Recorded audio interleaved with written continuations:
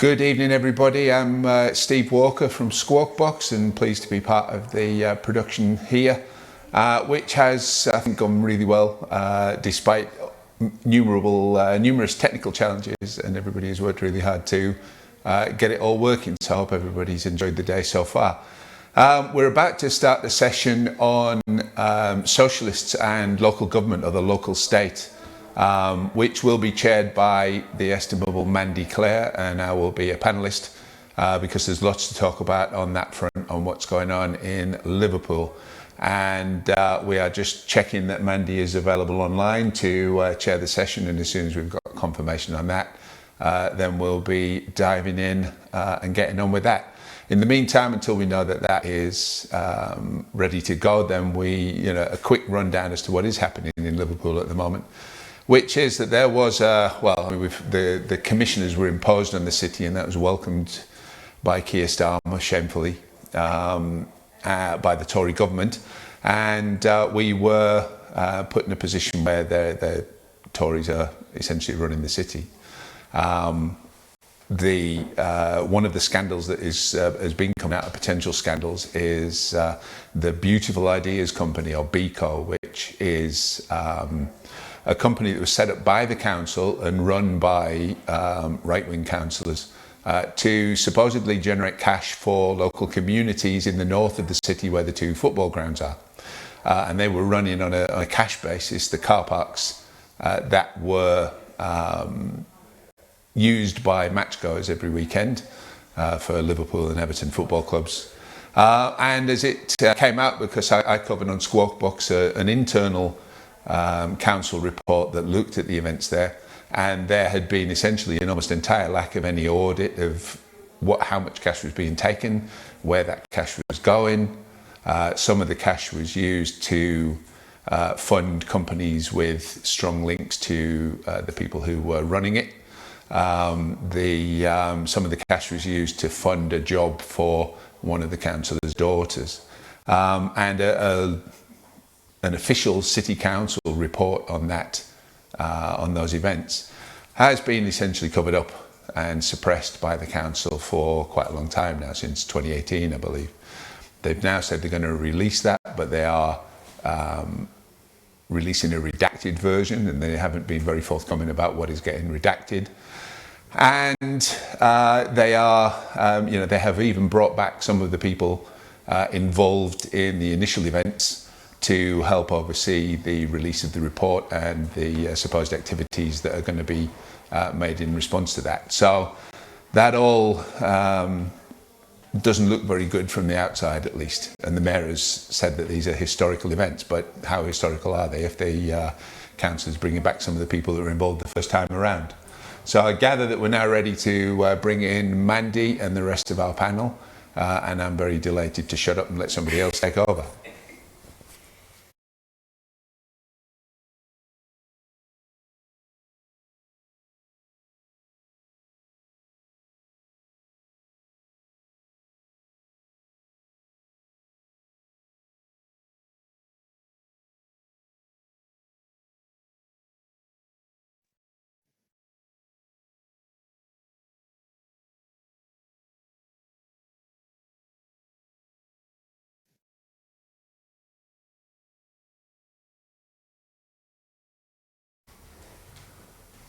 Looks like possibly she can, and we can't hear her back. So. Oh, hi. Oh, hi, Mandy. You've just come through. Yeah, if you're ready, then we're going to hand over to you and let you chair the session and bring in our other guests, and I'll let you do the formalities. Okay, fabulous. Thanks, Steve. Okay, so good evening. Welcome to everybody. So pleased to have you here to join us for this session, which is on socialism and the local state. And I have with me this evening Steve Walker, founder and editor-in-chief of the indomitable Skwawkbox independent media outlet, who is going to be able to talk to us hopefully about Liverpool council corruption. And Alex Mays, who is the founder of the Breakthrough Party. Hi, Alex. Welcome. Hiya. We've just got some noise in the background. Is everyone? I think there's a conversation going on outside. Oh, okay. Okay. All right. Like, the green room is not very far away from the studio, so. live work, the fun and games we have. Okay, so Alex Mays, who's the founder of the Breakthrough Party, who's also here to talk about what they are trying to achieve and how they're going about that differently within the Breakthrough Party, which also now has a presence within a formal local democracy within a local council as well. Is that one councillor, Alex, that you've got at the moment for Breakthrough? We've got 8 at the moment. 8, right? I didn't realise it in Crate. That's fantastic. Okay, so. The way that I think we're going to do this is I've got a bunch of questions. I'll just pose them to one or the other of you. And I think for all of the questions, each of you can come in turn.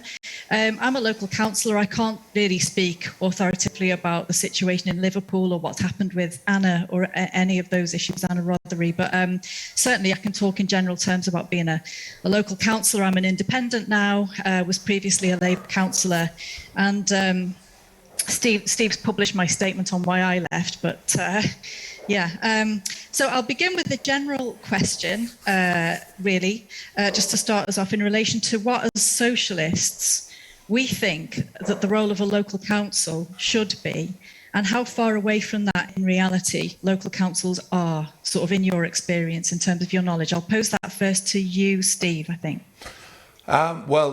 Anybody who reads what I do will have a reasonable idea that I live in Liverpool, and we have a long tradition going back of councillors being prepared to stand up for the people. The 47 councillors who were sanctioned by the state for refusing to implement cuts back in the 80s on the basis, as they said, that it was better to break the law than to break the poor.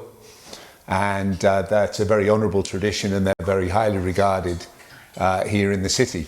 Sadly, the conduct of subsequent councils has not really lived up to that tradition, and we have seen recently a big defection of then Labour councillors who left the party and set up an independent group in order to stand up for the poor against the cuts, because the, I say Labour council, but Conservative-led Labour council now under the Tory-imposed commissioners have put through a package of cuts which is going to do massive damage to some of the most vulnerable people in our city.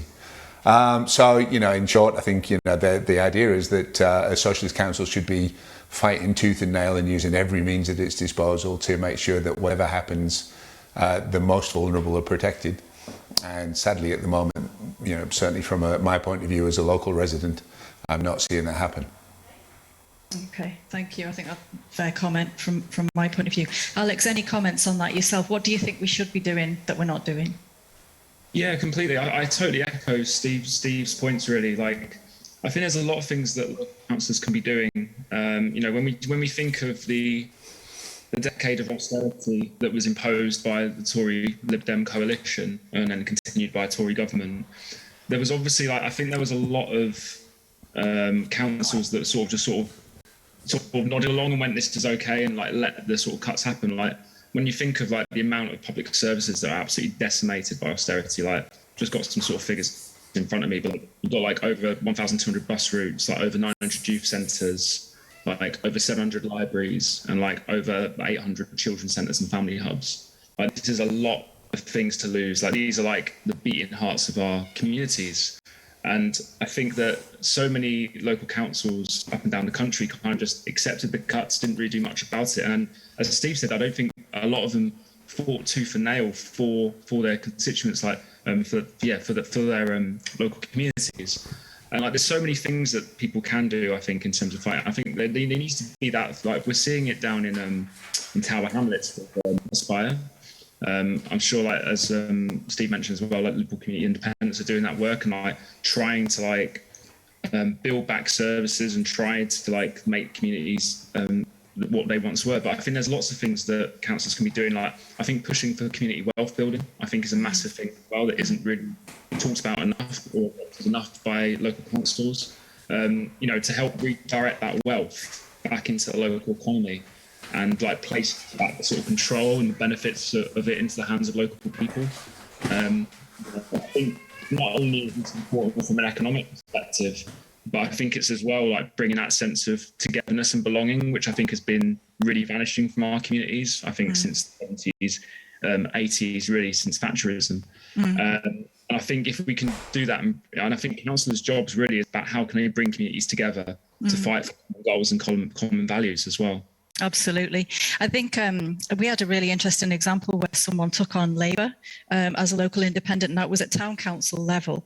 But they absolutely wiped the floor with the Labour candidate. And it was because they're a local pub landlord who was born in that, right in the heart of that town, and who's known within that town as someone who's really integrated within that community and who understands what the actual issues are of people in the council, in that council area. Within that community close up, with a close up lens on it from having been born and lived there. And people who wouldn't ever normally turned up to vote for this guy, and they brought carloads of their family and friends with them as well. It was a really amazing thing to witness, and he had a landslide victory just because people know that he's the sort of person who does the right thing for the community and understands the community's perspective from lived experience. And he's not involved in tribalism. He's interested in democracy. He's interested in those general things like, rational, fair, respectful, evidence-based debate and all of those kind of things. And he's not really involved in the tribalness of party politics as well. I mean, do you think that's something that maybe turns not only local populations off of local politics, but also puts local people off standing for as a candidate in local elections? I'll ask that to Alex, and then we'll go to Steve. Yeah, I think it does, for sure. I think when you think of national politics and you look at how it's portrayed in the media and people see how it plays out, I can understand that people would look at that and be like, and like I'm seeing it like in like local council level as well. I think there's a lot of that, the drama and sort of backstabbing and the sort of nastiness that you associate national politics with at a local level as well. Mm-hmm. So I do kind of understand why people wouldn't want to get involved in that. And as you say, the tribalism is pretty grim as well. Like we're seeing like a lot of independents doing really well, actually. Like, not only like local groups that have sort of come together, formed up of independents or what have you, but actually just someone going it alone, as you say, someone who's just well known in their community, a community leader who wants to make makes their village, town, city a better place to be. And I think that's absolutely the kind of people we should be championing. Not like the thing for me as well is like I started a political party, so it would be very easy for me to go like, oh, I'd absolutely just want people to stand as a breakthrough party candidate. But I think I think it's really important that socialists in general, whether it's independent or under a party banner, should absolutely stand in their community. Because I think that socialism at a local, we obviously want socialism at a national level. Like we want to transform society, and that absolutely needs to happen. But I think it starts locally. We need to see more local councillors that are socialist and want to make the radical changes in their communities. Like these communities, as I said before, have been absolutely decimated over the last 4 decades from neoliberalism and everything else. And we need true socialist voices actually working for people and actually trying to make a difference, because it's pretty like, not to get too like downbeat about it, but it's really like there is a lot of communities that have just been totally destroyed by both Tories and Labour, and needs to rebuild, and we need to like make these places better. We just need to improve these places and bring some hope. I think bring some hope back to people, because I think that has lost over the years. Absolutely. How about you, Steve? So if we've got because this example that I've given, it is in an area which is very low income. It's a very neglected town, a typical kind of forgotten about town within the British context. And this guy is in a secure financial position, so he is in a stronger position to be able to stand for local council. But it might not be as doable for someone who's in a really downtrodden situation, who's really struggling financially. That can be really, really hard. But there are those gems of people, aren't there, that everyone in the community recognises as they care about this and they want to do it for the right reasons. What do you think about how we can sort of, whether it's as independents or as members of new left political groups such as Breakthrough, how do you think that we can try and change the culture within local councils? What needs to change, and how could we go about doing that, and maybe supporting people to stand, feel brave enough to do that? Yeah, well, I think that it's kind of a circular issue, really, because the key to changing councils is going to be changing councillors. And the key to doing that has got to be this community activism, really, that will win over people. Because the one thing that's clear is that the Labour Party is not particularly interested in developing a community presence. One of the first moves that Keir Starmer made when he got his feet under the table, and particularly David Evans, his General Secretary, was to disband the community organising group that had been set up, and just lay off the people involved in it, and not seem to worry. And the Tories promptly then outflanked them and started setting up community organising groups. It was mad. And some of the independent councillors, if there's going to be any, the candidates that want to be councillors need to have that community presence, need to work hard on it. But there is a big open goal for them there, because the problem is that Labour councillors tend not to be seen. The local councillors are not often present on the doorsteps. They're not, whether it's because they retreat into working at the city office or whatever, or whether it's because they're overstretched and they don't get a chance to get out and do anything, or whatever it is, I don't know. But it's rare to see your local councillors. So if you're seeing somebody else on a regular basis, you're going to start identifying that person as the one who's got your interest at heart. And we do face this, I think, almost like a pathological problem, where you end up with, in a Labour entrenched area like Liverpool, and like Middlesbrough, where I came from before, when Labour is the route into power and influence and perks, then you get the people who want power and influence and perks joining the Labour Party and fighting their way up the greasy pole to get those perks, etc. And that makes it, by definition, you're going to have fewer of the type of councillors that you really need if you're going to have any kind of a proper social and socialist impact on the lives of the people that you're supposed to be looking after. And if I'm sure personally that if a lot of those people lived in a Tory dominant area, they'd join the Conservative Party and do it that way, because it's about the position. It's not about the particular kind of political convictions or determination and conscience to try to do something better. So that's going to be the trick, I think, is to persuade people that you are not those. In some parts of our city, we end up with the Lib Dems doing well when Labour does badly, and the Lib Dems are as bad or worse than the Tories in a lot of ways. It's not, I don't have a lot of time for them. But they leave that door open. But in the poorer parts of the city, we saw the Socialist by-election recently here on the council, where an independent, Liverpool Community Independents candidate, and that's the group that was set up by the councillors that refused to toe the line on the Tory cuts for the city. The Community Independent candidate there went from 0 in the previous election, because they weren't there at all, to 26%, and they didn't win the seat because there was only one by-election going on, and the Labour Party basically threw every resource at it and brought people in from up and down the northwest of the country to come and campaign in that seat. But next year we have all-out elections in the city where every seat is up for grabs. They're not going to be able to devote those levels of resources. So it's an open, kind of moot point, I think, in the moment as to how that's going to go. But I think that there's obviously lots of opportunities there, and the community independents will be standing in as many seats as they can get candidates for, as I understand it. And I think that they stand a serious chance of doing well, because they've already been seen to be prepared to put their positions and their money where their mouth is, and stand up for people against the cuts that everybody else is trying to impose on them. Absolutely. Well, that's really promising and really positive to hear that. So when you have a political group who's in the leadership position within the local party, they will behave in a very tribal way, because obviously they want to hold on to that power, and they want to be able to get all of the best stuff for themselves and to be able to present what a fantastic job they're doing. So they can manipulate a lot of what the public perception is of what the council's doing to their own advantage, just by the fact that they have control of the council. So they're naturally tribal.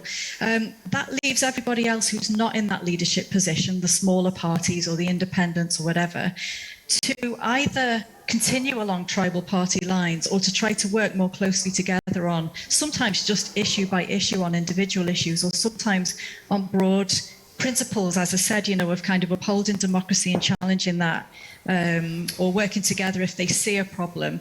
It's almost like your enemy's enemy is your friend sometimes on some certain issues. Have you had any, or have any of your councillors within Breakthrough, Alex, had any experience of that? And what are your thoughts around working in partnership with people that maybe you have profound disagreements with on particular single issues?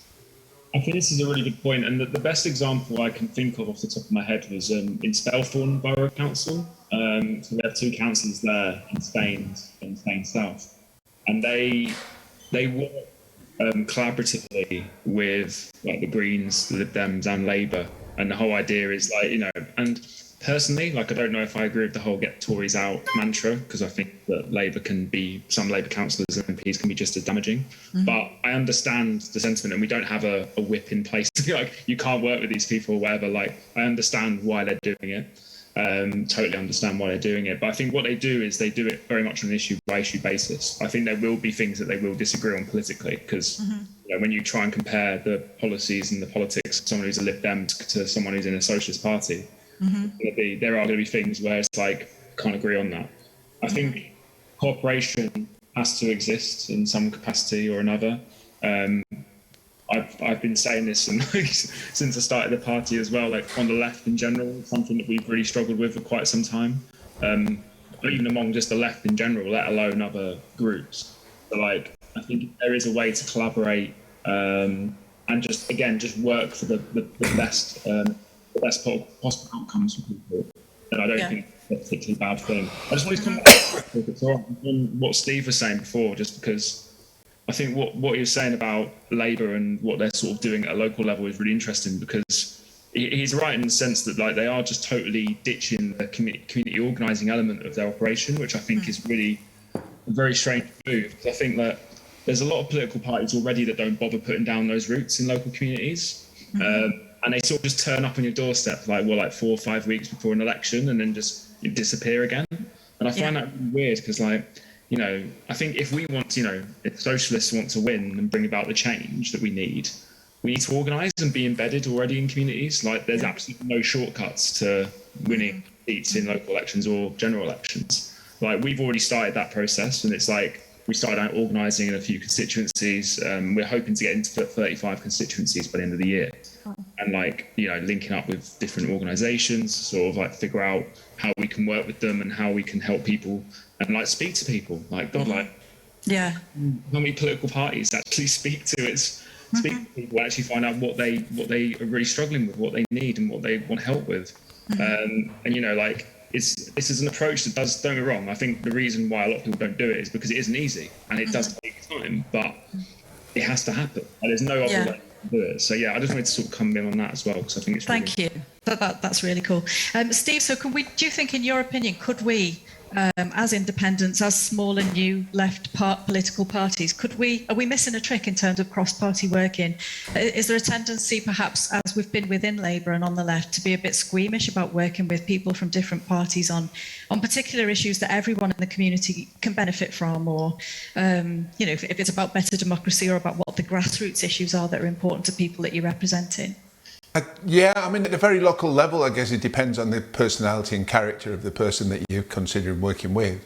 I mean, the problem is, you know, there are, I think, certain lines you can't cross, because the people that you might end up working with are so diametrically opposed to everything that you stand for and think needs to be done, that, you know, how can either you or they are going to have to compromise, and it's probably not going to be them. So I think that's the problem. We've seen recently, you know, the so-called Labour Council in Scotland collaborating with the Tories, for example, and I can't see any justification for ever, you know, validating what those people are doing by working alongside them. And yet, when one of the councillors in the area refused to sign up for that collaboration, they got suspended by the party. So, you know, and a Labour MP was on the telly boasting about the fact that they'd suspended this councillor for refusing to work with the Tories. And yet, you know, we saw the situation previously where, you know, people were getting suspended or expelled for liking a tweet by the Greens, or these days for, you know, liking a Facebook post by a group that was retrospectively banned by the party. So, you know, I think there are limits to what you can do. I think you've got to pick and choose based on the circumstances and the people involved. You know, there are still possibly a few people with other political convictions that have some integrity. We saw Peter Oborne on this Al Jazeera documentary this week, talking a lot of sense and talking very honestly about what had been going on with the Labour Party, and yet he's a Conservative journalist, but, you know, he's somebody with the integrity to actually stand up and tell the truth. So when you find people like that, I don't think you should let the badge stop you from working together with them for everybody's good. But I think it's, you know, those examples are probably few and far between. you know, the interference by central parties, and I'm thinking particularly the Labour Party, but you might know if others are doing it as well, in who gets to represent people at a local level. As we've seen, you know, atrocious cases of that in Liverpool in the last, well, since Keir Starmer became the Labour leader, frankly. The famous case is the one of the shortlisted mayoral prospective candidate who was up to be selected by Labour members to stand to be the city's mayor. And as we've seen again in this Al Jazeera documentary this week, or in the last week,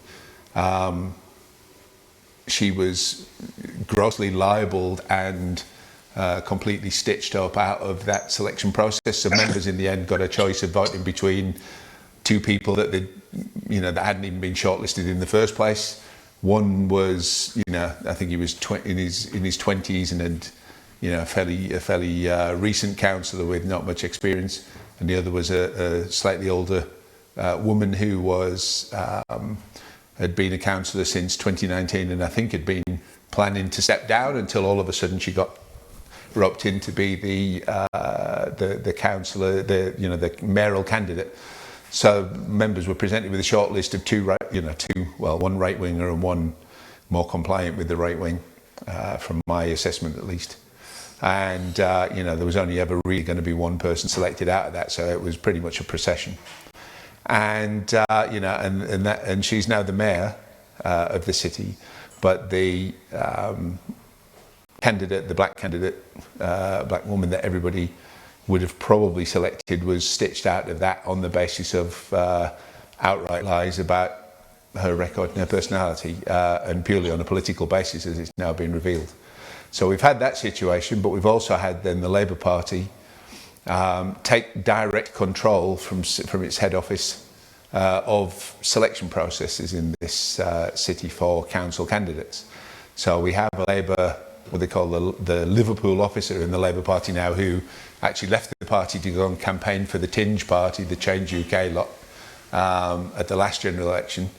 She's been welcomed back in with open arms and appointed to run Labour affairs in the city.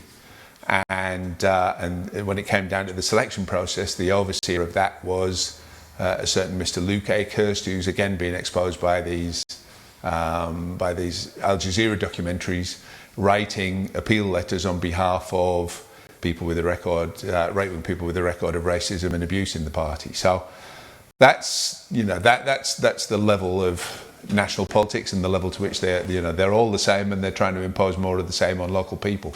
What's going on in your area? Good question. I'm actually not. I only moved to Bury about 18 months ago, so I'm still very much trying to get myself clued up on politics here. But I think there has been I have, maybe not in Bury itself, I can't really confirm, but I have heard a lot of similar stories to what you're saying in and around Greater Manchester in general.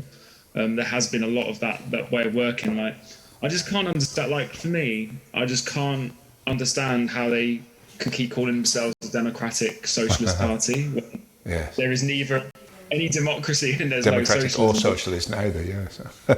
Yeah. The democratic side of it is baffling to me.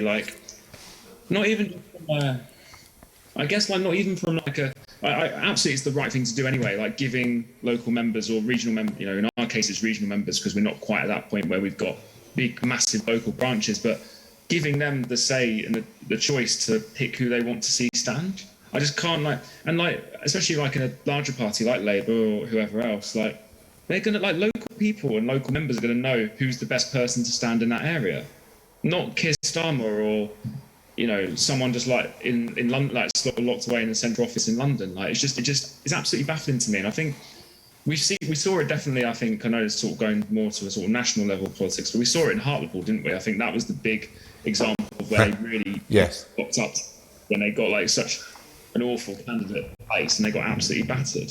And it's just that will. I'm really interested to see what happens in this, selection processes to come in local elections next year, but also in the next general election. You're going to see a hell of a lot, I think, of imposed candidates from head office, and it's just not a way to run a party. And we'd never we'd never dream of doing that. Yeah. It just makes sense to me.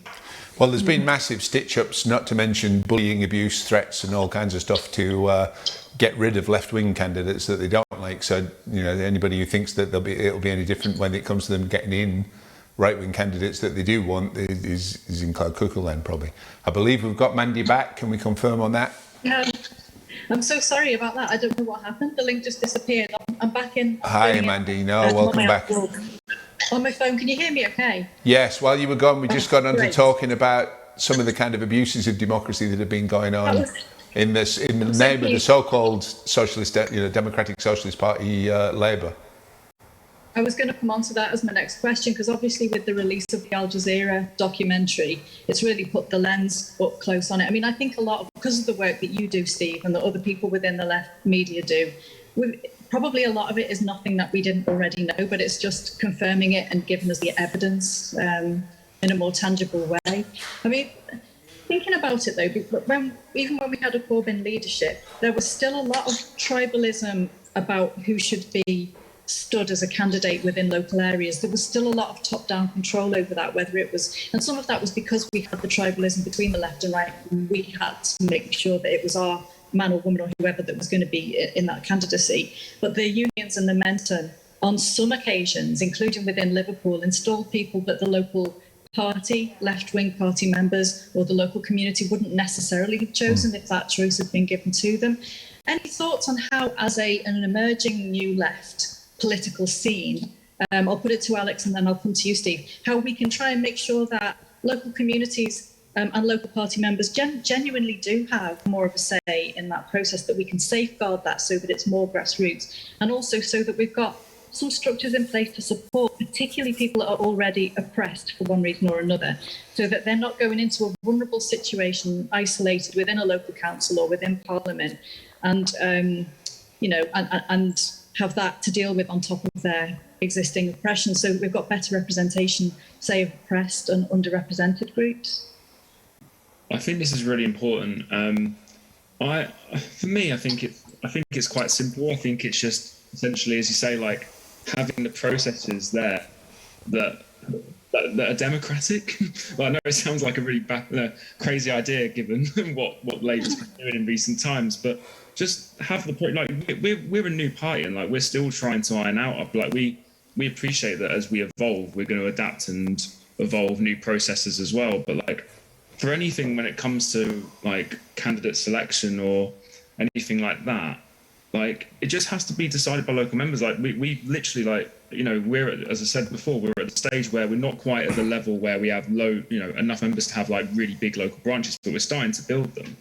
And like it would be if we were, for the candidate selection process, for example, I've put myself forward to stand as a candidate in the next local elections, and I'd hope I do get to stand. But have to go through a process. Like we have to have a sort of pre-interview stage where we sort of just find our campaigns and election team sort of find out more about us and like what we want to do, like what our sort of priorities are and like what's our experience and everything else. We're going to have and at that point we then go to a hustings, we do a regional hustings, and people get to ask us questions and find out about us, and like members can find out and go, okay, is this person actually going to be cut out for it? Will they be someone that will represent the party in a really good way and stuff? And then it'll go to a vote and they will decide if these members stand or not. And it has to go down to them. Like that's just, for me, pure and simple. And then what we want to do as well is, and what we're putting in place is a training program for candidates as well that do end up getting through that process, so they get the tools they need, not like how to campaign and how to organise and everything else, but also how to deal with the pressures of it, how to how to deal with your mental well-being and everything else that comes with not only standing for election but also after the election, like how it affects you, if you do end up winning or even or if you end up losing, like being able to have that protection in place. So I think there is a lot that political parties can do to protect candidates, and I think it has to, first of all, said democracy has to be interwoven into all the process in terms of selection, but then also there has to be the training and safeguarding there to protect, as you say, protect people from communities that are marginalised. And I think we're trying to, we're doing that as a brand new party, really. I'm hoping other parties are doing that, but I haven't seen much evidence of it. Thank you. Thanks, Alex. How about you, Steve? Can we? So we've got underrepresented groups. Like within the Labour Party, we know that in terms of MPs, people who are disabled and people who are from low-income working class communities are massively underrepresented. And what do you think? I mean, I think that what Alex has just said about the mental health impacts as well is really, really important. We probably, as well as training, we probably need to have support networks, left-wing support networks, which reach across left-wing independents and the various different new political left parties, so that councillors don't feel isolated and they've got a community of support and experience, perhaps. What do you think? Any thoughts on how we can make that safer for people and make sure that it's locally grounded in a genuine and democratic way? Well, I mean, I think the first thing I'd say is that I'm glad I'm not responsible for doing it, because I think there's always an element of it being a juggling act and an attempt to do the best with with what's available in terms of resources and stuff. But there are groups that represent people with disabilities. There are obviously groups that represent black people and people from other ethnic minorities and so on. I suspect you've got to try as much as you can to bring those people into the process. But what you also have to do at the same time is try and avoid the situation that you have in the Labour Party, where you've essentially got conglomerates of interests of people with particular areas of interest fighting to get their particular candidate in, and then bargaining behind the scenes, which then makes it less democratic in terms of who's going to come in. And and there's also legal obligations as well in terms of making sure that people are not discriminated against in the selection processes, which is something that I think that all of the main parties have probably been seriously guilty of in the past, and certainly the Labour Party. There is massive underrepresentation of disabled people, of people from ethnic minorities still, of women, and particularly of people from a working class background as well. I think there are, people from the other communities who are also working class would be very, very welcome in Parliament, would make the place a much more healthy environment, I think. And how you address that, I'm glad it's not my job, but it is pretty obvious that somebody, in the processes for a new party, somebody's going to have the wisdom of Solomon to be able to cut through and decide on a process that enables every member to have the say without creating something that is chaotic or prone to being taken over and run by cabals, essentially, which is what you have at the moment in other parties. Absolutely. Yeah.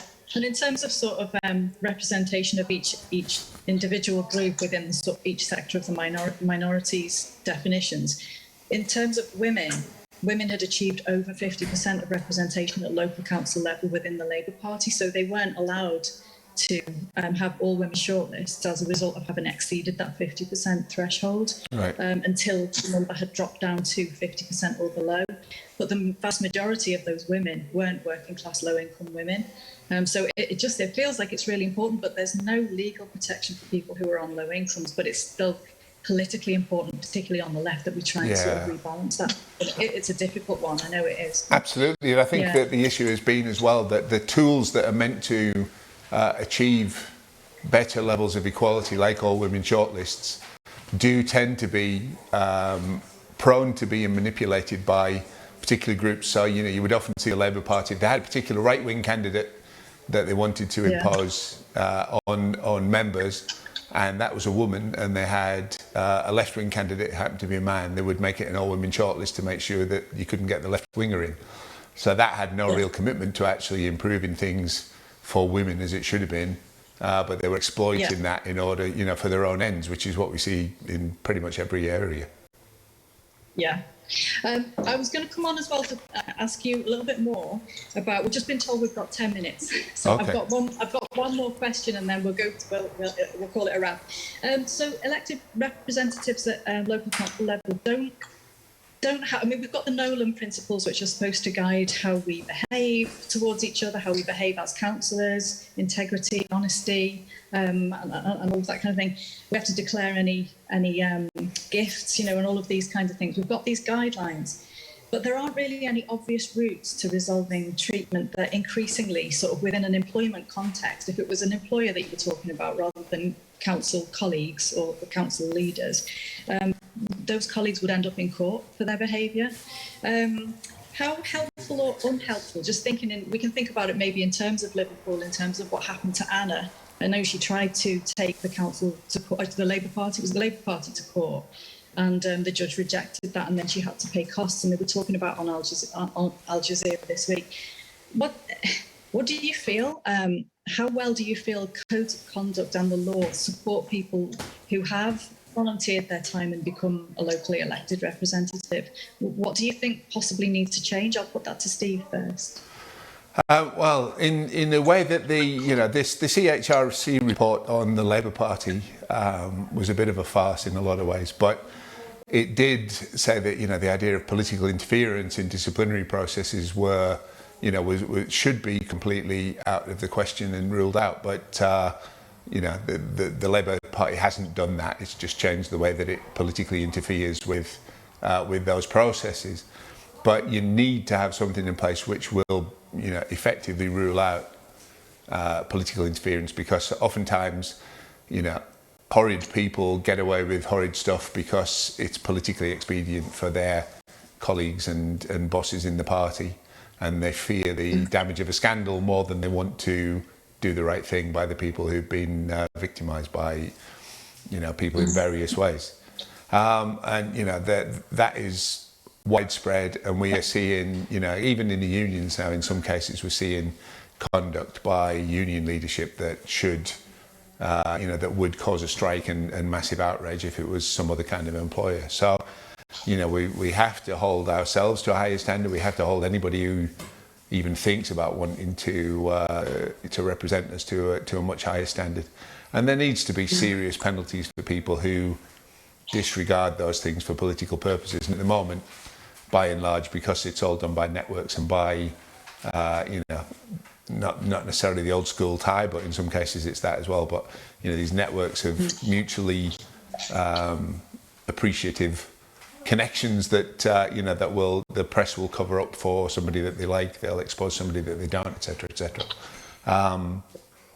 We need to wipe all that away. In the end, at the moment, I don't think we're in a properly functioning democracy by about 1,000,000 miles.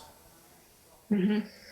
Alex, any thoughts? I mean, we've always known that politics is a dirty business and you enter at your own peril, but do you think it's gone up a few notches? Is there anything that you think we can do? Or? Yeah, it's definitely gone up, isn't it? Like, I think it's so strange, like how I think in the last, especially like in the last 6-7 years, like it feels like what we sort of saw before then, pre sort of 2015, 2016. Like I think it's heightened to new levels, not only because I think it's got a lot nastier than it ever was. I think it has always been a nasty business, as you say, but got even more nasty. I think also social media has helped amplify that in a lot of ways as well. I think the example that I'm most aware of is in Manchester, Marcia Hutchinson, who was bullied really horrendously, like racist bullying, experienced that from in our own party, which I just find, and from fellow councillors and people in that ward and in Manchester, I just found that awful. And I think that there absolutely, as Steve said, there has to be protections as well for councillors. I think there has to be, as you say, like it should be treated like any other form of employment. Like there should be protections in place for councillors. They're serving a purpose. They're doing a role like any other people that takes up a job, and they should be protected as such.